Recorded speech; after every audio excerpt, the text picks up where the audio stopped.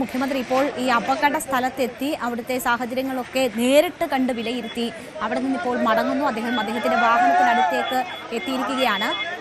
മുഖ്യമന്ത്രിക്കൊപ്പം ഇപ്പോൾ അവിടെ പ്രദേശവാസികൾ അദ്ദേഹത്തെ നേരിട്ട് കാണുന്നു.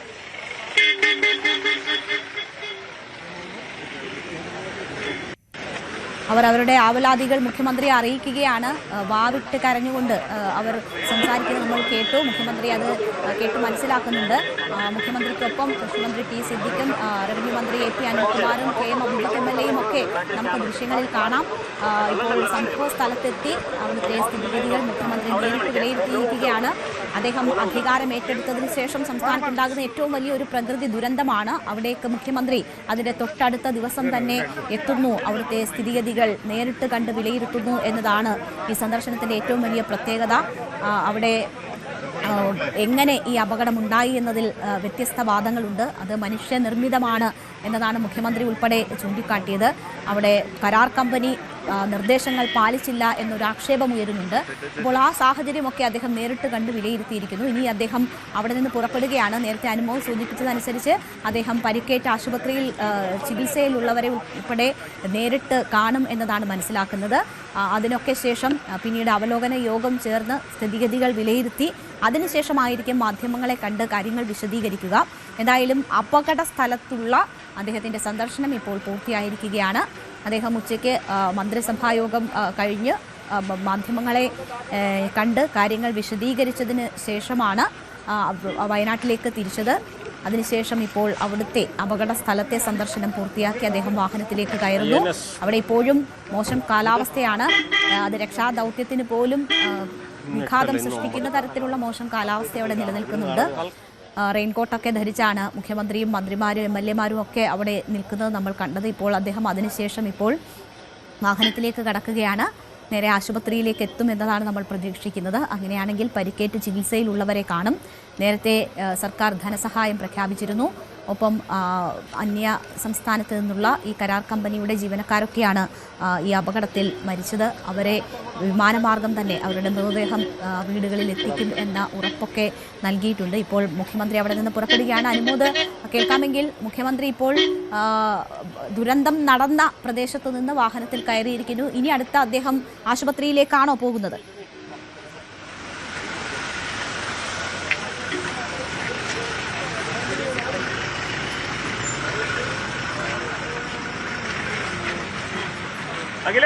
അനുമോദ് കേൾക്കാമോ? ഇപ്പോൾ അനുമോദ് നമ്മൾ അടുത്ത മുഖ്യമന്ത്രിയും സംഘവും എത്തുന്ന ഡെസ്റ്റിനേഷനിലേക്ക് ഉള്ള യാത്രയിലായിരിക്കും. അനുമോദും ആശുപത്രിയിലേക്ക് എത്തുന്നു എന്നതാണ് മനസ്സിലാക്കുന്നത്. അവിടെ പരിക്കേറ്റ് ചികിത്സയിലുള്ളവരുടെ അടുത്ത മുഖ്യമന്ത്രി എത്തും എന്നാണ് മനസ്സിലാക്കുന്നത്.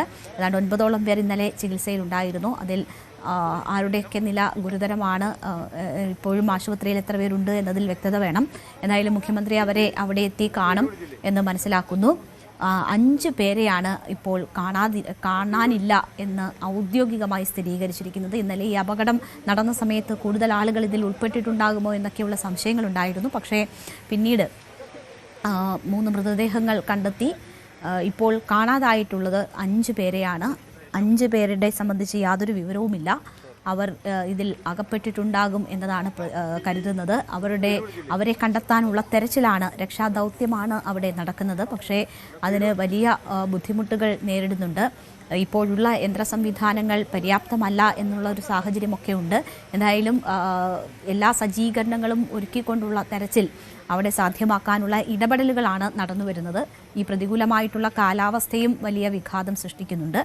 എന്തായാലും 5 പേർ അവരെ എവിടെയാണ്, അവർ ഏതവസ്ഥയിലാണ് എന്നറിയില്ല. അതിനുള്ള രക്ഷാദൗത്യമാണ് അവിടെ പുരോഗമിച്ചുകൊണ്ടിരിക്കുന്നത്. അനുമോദ് വീണ്ടും നമുക്കൊപ്പം ചേരുകയാണ്. അനുമോദ്, മുഖ്യമന്ത്രി ഈ ദുരന്ത സ്ഥലത്തു നിന്ന് വാഹനത്തിൽ പുറപ്പെട്ടിരിക്കുന്നു.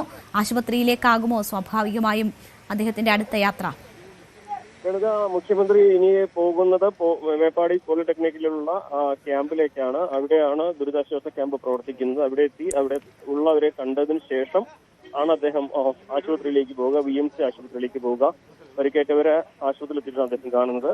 അതിനുശേഷമാണ് കളക്ടറേറ്റിലേക്കുള്ള അദ്ദേഹത്തിന്റെ യാത്ര. എന്നാണെങ്കിലും ഈ ഒരു സാഹചര്യം, വയനാട്ടിലെ നിലവിലെ സാഹചര്യം എത്രമാത്രം ആഴത്തിൽ ഉണ്ട് എന്നത് മനസ്സിലാക്കാൻ അദ്ദേഹത്തിന്റെ ഈ സന്ദർശനം, ഈ വളരെ വേഗത്തിലുള്ള സന്ദർശനം സഹായിക്കുമെന്ന കാര്യത്തിൽ സംശയമില്ല. കാരണം സർക്കാരിന്റെ ഭാഗത്തുനിന്നുള്ള ദ്രുതഗതിയിലുള്ള ഇടപെടൽ ഇവിടെ ആവശ്യമായിട്ടുണ്ട്. കാണാതായവർക്ക് വേണ്ടിയുള്ള തെരച്ചിൽ തുടരേണ്ടതിനൊപ്പം തന്നെ ഇനി ഇവിടെ ഒരു ദുരന്തമുണ്ടാവുകയോ ഒരു അപകട സാധ്യത ഉണ്ടാവുകയോ ചെയ്യുമ്പോൾ അതിന് എടുക്കേണ്ട മുൻകരുതൽ അത് കൈക്കൊള്ളണമെങ്കിൽ ഇത്തരത്തിലുള്ള ഒരു സന്ദർശനം കൊണ്ട് സാധിക്കും. കാരണം ഇവിടുത്തെ സാഹചര്യങ്ങൾ മനസ്സിലാക്കിക്കൊണ്ട് തന്നെ അത്തരത്തിലൊരു തീരുമാനത്തിലേക്ക് എത്തുവാൻ അദ്ദേഹത്തിന് കഴിയും. മാത്രമല്ല ഇവിടെയുള്ള നിലവിൽ തന്നെ വലിയ ഒരു അപകടത്തെ, വലിയൊരു ദുരന്തത്തെ അതിജീവിച്ചവരാണ് ഈ നാട്ടുകാർ. അവർക്ക് മുകളിലാണ് ഇപ്പോൾ മറ്റൊരു ഭീഷണിയായിട്ട് ഈ തുരങ്കപാതയുടെ നിർമ്മാണത്തിനുണ്ടാക്കിയ മൺമല നിറഞ്ഞു നിൽക്കുന്നത്. അപ്പോൾ ഒരു മഴ കനത്ത് പെയ്താൽ വീണ്ടും ഒരു ഒത്തൊഴുക്ക് വന്നാൽ ഒരുപക്ഷെ എവിടെയെല്ലാം ബുദ്ധിമുട്ടുകൾ ഉണ്ടാകുമെന്നൊന്നും പറയാനാകില്ല. അതുകൊണ്ട് തന്നെ വലിയ ആശങ്കയാണ് പ്രദേശവാസികളെ സംബന്ധിച്ചുള്ളത്. അവരുടെ പ്രധാനപ്പെട്ട ആവശ്യം ഇവിടുത്തെ ഭീഷണിയായിട്ടുള്ള ഈ മണ്ണ് ഇവിടുന്ന് നീക്കം ചെയ്യണം എന്ന് തന്നെയാണ്. മാത്രമല്ല പുനരധിവാസത്തെക്കുറിച്ചുള്ള ആവശ്യവും അവർ ഉന്നയിക്കുന്നുണ്ട്. അതൊക്കെ ഒരുപക്ഷെ ഈ പാതയുടെ നിർമ്മാണത്തിന്റെ ഘട്ടത്തിൽ അത് സർക്കാർ തീരുമാനിക്കേണ്ട കാര്യമാണെന്ന് പറയാമെങ്കിലും മറ്റു കാര്യങ്ങൾ, ഇവിടെ സുരക്ഷ ഒരുക്കേണ്ട കാര്യങ്ങൾ അത് സർക്കാരിന്റെ ഭാഗത്തു നിന്നും വലിയ ഉത്തരവാദിത്തമായിട്ട് തന്നെ സർക്കാർ നിർവഹിക്കേണ്ടതാണ്. അത്തരം കാര്യങ്ങളിലൊക്കെ ജനങ്ങളുടെ വാക്കുകൾ കേൾക്കുവാനും അവരുടെ സാഹചര്യങ്ങൾ മനസ്സിലാക്കുവാനും മുഖ്യമന്ത്രിക്ക് ഈ സന്ദർശനം കൊണ്ട് സാധിക്കുമെന്ന് തന്നെ വേണം കരുതുവാൻ. അതുകൊണ്ട് തന്നെ അദ്ദേഹത്തിന്റെ ഇന്നത്തെ ഈ സന്ദർശനം ഈ പ്രദേശവാസികളെ സംബന്ധിച്ച് വലിയ ദുരന്തത്തെ അതിജീവിക്കുന്ന ഈ ഒരു നാട്ടുകാരെ സംബന്ധിച്ച് വലിയ പ്രതീക്ഷ നൽകുന്നത് തന്നെയായിരിക്കും. കേണുക. ശരി, അനുമോദാണ് വിവരങ്ങൾ നൽകിയത്. മുഖ്യമന്ത്രി ഇപ്പോൾ ദുരന്തം നടന്ന സ്ഥലത്ത് നിന്ന് ദുരിതാശ്വാസ ക്യാമ്പിലേക്ക് എത്തുന്നു എന്നതാണ് അനുമോദ് പറയുന്നത്. അവിടെ ഈ ദുരന്തബാധിതരായിട്ടുള്ള ആളുകളെ അദ്ദേഹം നേരിൽ കാണും. നമ്മൾ ഇപ്പോൾ തന്നെ അദ്ദേഹം പോകുന്ന വഴിക്ക് തന്നെ പലരും പല ആവലാതികളുമായി അദ്ദേഹത്തോട് സംസാരിക്കുന്നത് നമ്മൾ കേട്ടു. അപ്പോൾ ദുരിതാശ്വാസ ക്യാമ്പിൽ എത്തുമ്പോൾ കൂടുതൽ പേരിൽ നിന്ന് അദ്ദേഹം കാര്യങ്ങൾ ചോദിച്ചു മനസ്സിലാക്കും എന്നതാണ് നമ്മൾ കരുതുന്നത്. അവിടെ പല വിധത്തിലുള്ള ആശങ്കകൾ ജനങ്ങളെ സംബന്ധിച്ചുണ്ട്. ഈ പദ്ധതിയുമായി ബന്ധപ്പെട്ടുള്ള ആശങ്കകളുണ്ട്. നേരത്തെ തന്നെ ഇനിയും തുടർ അപകടങ്ങൾ അവിടെ ഉണ്ടാകാനുള്ള സാധ്യതയുണ്ട് എന്ന വിലയിരുത്തലുകൾ ഉണ്ടായിരുന്നു. പുത്തുമല നമുക്കറിയാം, അവിടെ വലിയ ദുരന്തമുണ്ടായ ഉരുൾപൊട്ടൽ ദുരന്തമുണ്ടായ പുത്തുമല ഇന്നലെ അപകടം നടന്ന ഈ പ്രദേശത്തിന് വളരെ അടുത്താണ്. അവിടെ നിന്ന് 5 കിലോമീറ്റർ മാത്രമേ ദൂരമുള്ളൂ ചൂരൽമലയിലേക്ക്. അപ്പോൾ അടുത്തടുത്ത പ്രദേശങ്ങളിൽ തുടർച്ചയായി ഈ രീതിയിലുള്ള ദുരന്തം സംഭവിക്കുന്നു. അതുകൊണ്ട് തന്നെ അത് പരിസ്ഥിതിയുമായി ബന്ധപ്പെട്ട് ഉള്ള പ്രശ്നങ്ങളാണ് എന്നതാണ് മനസ്സിലാക്കുന്നത്. അങ്ങനെ പാരിസ്ഥിതികമായി ദുർബലമായിട്ടുള്ള പ്രദേശത്ത് വലിയൊരു പദ്ധതി വരുമ്പോൾ അത് ജനങ്ങളിൽ ഉൾപ്പെടെ വലിയ ആശങ്ക ഉണ്ടാക്കുന്നുണ്ട്. ഇപ്പോൾ ഈ അപകടം കൂടിയാകുമ്പോൾ അതിനെ സംബന്ധിച്ചുള്ള ചർച്ചകൾ കൂടുതൽ സജീവമാവുകയാണ്. അപ്പോൾ ദുരിതാശ്വാസ ക്യാമ്പിലൊക്കെയുള്ള മനുഷ്യരെ സംബന്ധിച്ച് അവർക്ക് ഒരുപാട് ആശങ്കകളുണ്ട്.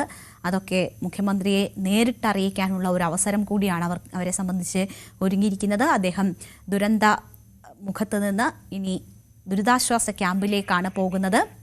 അപ്പോൾ അദ്ദേഹം അവിടെ എത്തിയിരിക്കുകയാണ്. ദുരിതാശ്വാസ ക്യാമ്പിലേക്ക് മുഖ്യമന്ത്രി എത്തുന്നതാണ് നമ്മൾ കാണുന്നത്.